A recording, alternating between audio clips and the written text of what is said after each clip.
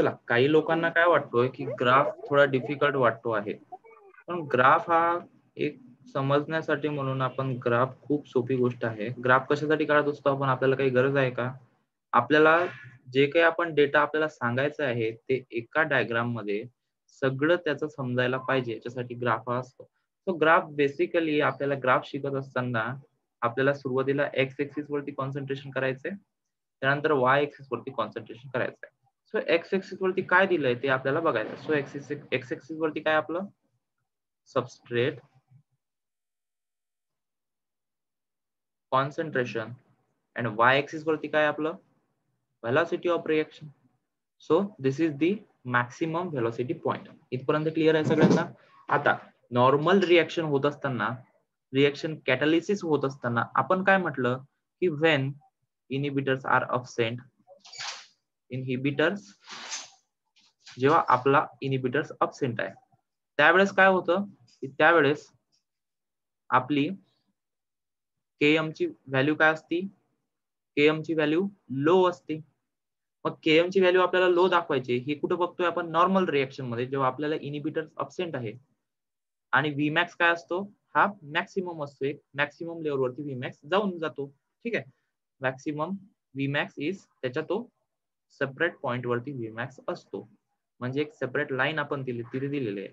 आता Km म्हणजे काय? Km काय आहे आपला? Half of Vmax. So Km is our half of Vmax. Km चा आपल्याला काय आहे? हाफ ऑफ Vmax आहे. Km is a half of Vmax. आपल्याला स्टडी करायचा आहे तो. हा ग्राफ आपल्याला सुरुवातीला कन्सिडर करा. ब्ल्यू लाईन वर तुम्ही कॉन्सन्ट्रेट करा. तर ब्ल्यू लाईन काय दाखवते? ब्ल्यू लाईन काय दाखवते? Enzyme inhibitors are absent. म्हणजेच Km काय आहे ते लो आहे. एन्झाईम आणि सबस्ट्रेटची अफिनिटी काय आहे ते हाय आहे. मग Km काय आहे? Half of Vmax at the substrate. Substrate concentration at which half of Vmax is achieved. Enzyme kinetics शिकत असताना Km बघितलं आपण, त्यावेळेस आपण डिस्कस केलं ना, what is Km? Half enzyme substrate concentration at which half of Vmax is achieved. मग half of Vmax ची व्हॅल्यू इथे काढली आपण, मग सबस्ट्रेट कॉन्सन्ट्रेशन बघायचं, Km ची व्हॅल्यू इथे प्लॉट केली. मग आता हा जे ब्ल्यू लाईनचा ग्राफ आहे हा एक तुम्हाला डोक्यात ठेवायचा आहे आणि प्रत्येक कॉम्पिटेटिव्ह इनिबिशनच्या, प्रत्येक रिव्हर्सिबल इनिबिशनच्या टाईप मध्ये 3 टाईप आपण बघणार आहोत. त्यावेळेस Km ची व्हॅल्यू कशी फ्लक्च्युएट होते फक्त हे लक्षात ठेवायचे. आता तुम्ही एक ब्ल्यू कर्व जो आहे तो आपला त्याच्यावरती कॉन्सन्ट्रेट करा. हा ब्ल्यू कर्व प्रत्येक डायग्राम मध्ये कॉमन राहील आणि व्हॅल्यू कशाच्या चेंज होईल? Km च्या आणि Vmax च्या. कुठे? आपल्याला त्याच्या शेजारी दुसरा एक ग्राफ काढायचा आहे. मग आपल्याला Km ची व्हॅल्यू आपण काय म्हटलं? Km ची व्हॅल्यू इन्क्रीज होते. मग इन्क्रीज होते, इन्क्रीज कोणत्या साईडला होते? उजव्या साईडला होते. मग आपण सबस्ट्रेटच्या या साईडला आपण Km इन्क्रीज करतोय. म्हणजे अर्थातच Km चा पॉइंट आपल्याला कुठे दाखवावा लागेल? जेव्हा इनिबिटर अब्सेंट असेल आणि जेव्हा इनिबिटर प्रेझेंट असेल. म्हणजे इनिबिटर प्रेझेंट असताना Km काय होणार आहे? हाय होणार आहे. When inhibitors are present at that time Km काय होईल आपला? इन्क्रीज होईल. Km इन्क्रीज होईल म्हणजे तो काय जाईल? समोर जाईल थोडा. मग समोर जाईल आणि मग काय होईल? समोर जाताना हाफ ऑफ Vmax आपल्याला अचीव करायचे. मग कर्व काय होईल? थोडासा समोर टिल्ट होईल आणि अशा पद्धतीने कर्व आपल्याला दिसेल.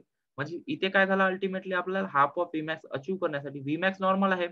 म्हणजेच हाफ ऑफ Vmax पॉइंट कुठे येईल? सेम पॉइंट येईल. म्हणजे इथेच आपल्याला कुठेतरी Km वाढवायचा आहे म्हणून आपण कर्व काय केला? शिफ्ट केला उजव्या साईडला. म्हणजे इथे काय झालं? आपला Km इन्क्रीज झाला आणि Vmax काय झाली आपली? Vmax ची लाईन आपण इथे अचीव केली. म्हणजे Vmax काय झाला आपला? अनचेंज झाला. अशा पद्धतीने ग्राफ आपले सगळे आपले बघायचे. क्लिअर आहे आता सगळ्यांना? आता शिकायचं आहे आपल्याला नॉन कॉम्पिटेटिव्ह इनिबिशन. बरं, एन्झाईमला एकच साईट असते का की ज्या साईट वरती सबस्ट्रेट किंवा इनिबिटर बाइंड होतो? तर तसं नाही होत. एन्झाईमला एक दुसरी सुद्धा साईट असते, त्याला आपण म्हणतो allosteric site. The other site than the active site that it function in the regulation. बरं, या साईट वरती काय होते? इथे बाइंडिंग ऑफ सबस्ट्रेट, इथे सबस्ट्रेटचं बाइंडिंग होईल आणि या साईट वरती काय होईल? This site is called as allosteric site or regulatory site. Active site वगळता एन्झाईम कडे दुसऱ्या काही साईट्स असतात, त्या साईट्सला आपण म्हणतो ॲलोस्टेरिक साईट. त्या साईटचं फंक्शन काय असतं, रेग्युलेशन करण्याचं. So this site help in the regulation. Allosteric site काय करेल, रेग्युलेशन करण्याचं काम करेल. मग आता हा इनिबिटर काय करतो, नॉन कॉम्पिटिटिव्ह इनिबिटर हा सबस्ट्रेट सोबत भांडण्याच्या फंद्यात पडत नाही. म्हणजे इथे काय होईल, इनिबिटर जाऊन कुठे बाइंड होईल, त्याच्या दुसऱ्या साईड वरती बाइंड होईल, सबस्ट्रेट सुद्धा तिथे बाइंड होईल. मग अलोस्टेरिक साईड वरती इनिबिटर बाइंड झाल्यानंतर त्याच्या कन्फर्मेशन मध्ये काहीतरी चेंज होईल आणि एन्झाईमच्या कन्फर्मेशन मध्ये चेंज झाल्यामुळे तिथे काय होईल, सबस्ट्रेट आपला तिथे बाइंड होऊ शकणार नाही आणि एन्झाईम इनिबिटर कॉम्प्लेक्स आपला तयार होईल. एन्झाईम इनिबिटर कॉम्प्लेक्स तयार झाल्यानंतर inhibitor bind to the allosteric site and no reaction will happen. This change into the shape of the active site.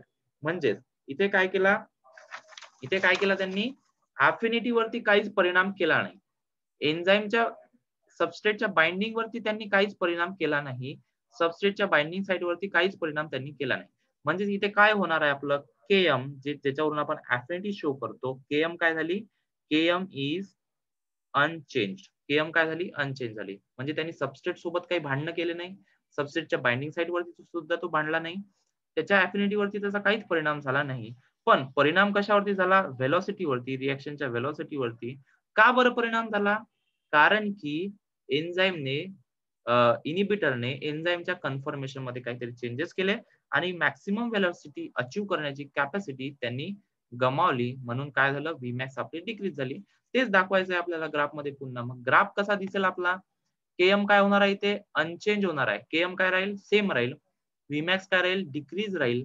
आणि मग ग्राफ आपल्याला काय करायचंय, Km आपल्याला अनचेंज करायचं. म्हणजे हाफ ऑफ Vmax वरती काय दाखवू आपण, अशा पद्धतीची काहीतरी व्हॅल्यू दाखवू आणि Km सुद्धा इथेच येईल. आणि ब्ल्यू लाईन जेव्हा inhibitors are absent and inhibitors are present for the red line and this for the blue line. Inhibitor absent असताना Km जो असेल तोच इनिबिटर प्रेझेंट असताना Km असेल. मग आता यांनी काय म्हटलं, Vmax डिक्रीज. आता तुम्हाला 3 ग्राफ स्टडी करायचे. 3 ग्राफ स्टडी करण्यासाठी फक्त तुम्हाला एवढं ग्राफ लक्षात ठेवायचा नाही, फक्त Km आणि Vmax ची व्हॅल्यू कशा पद्धतीने फ्लक्च्युएट होते ते तुम्हाला फक्त लक्षात ठेवायचंय. सो इनिबिटर प्रेझेंट आहे. मग काय म्हटलं आपण, Vmax मॅक्सिमम व्हेलॉसिटी डिक्रीज झाली. मग मॅक्सिमम व्हेलॉसिटी आपण y ऍक्सिस वरती दाखवली, ते डिक्रीज करायची. मग आपल्याला कुठे शिफ्ट करावं लागेल, पॉइंट खालच्या साईडला शिफ्ट करावं लागेल. म्हणजे झिरो साईडला शिफ्ट करावं लागेल ना, तिथे डिक्रीज होईल. मग आपण हा पॉइंट इथे शिफ्ट केला आणि कर्व आपला अशा पद्धतीने आपला मग ग्राफ आला. Km इथे सेम राहील. So non competitive inhibitors involves a molecule binding site to other than active site. Allosteric site वरती इनिबिटर बाइंड झाले, active site वरती इनिबिटर बाइंड झाले नाही. The binding of inhibitor to the allosteric site causes a conformational change to enzyme active site. एन्झाईमच्या active site वरती त्याच्यामुळे conformation change झाले. As a result of this change, the active site and substrate are no longer share specificity, meaning the substrate cannot bind. As the inhibitor not in direct competition with the substrate, increasing substrate level cannot mitigate the inhibitor substrate. म्हणजे इथे सबस्ट्रेटचं concentration वाढवून आपल्याला काहीच effect पडणार नाही, कारण की inhibitor आणि सबस्ट्रेट हा एकमेकांसोबत डिरेक्ट कॉम्पिटिशन मध्ये नाही. इनिबिटरची बाइंडिंग साइट अलोस्टेरिक साइट ज्याला आपण म्हणतो, ती ऍक्टिव्ह साइटच्या वगळता दुसरीच काहीतरी साइट तिथे आहे. म्हणजे इनिबिटर आपल्या दुसऱ्या अलोस्टेरिक साइट वरती जाऊन तिथे बाइंड होणार आहे. So this type of inhibition we have study. दोन ग्राफ आपण एकत्र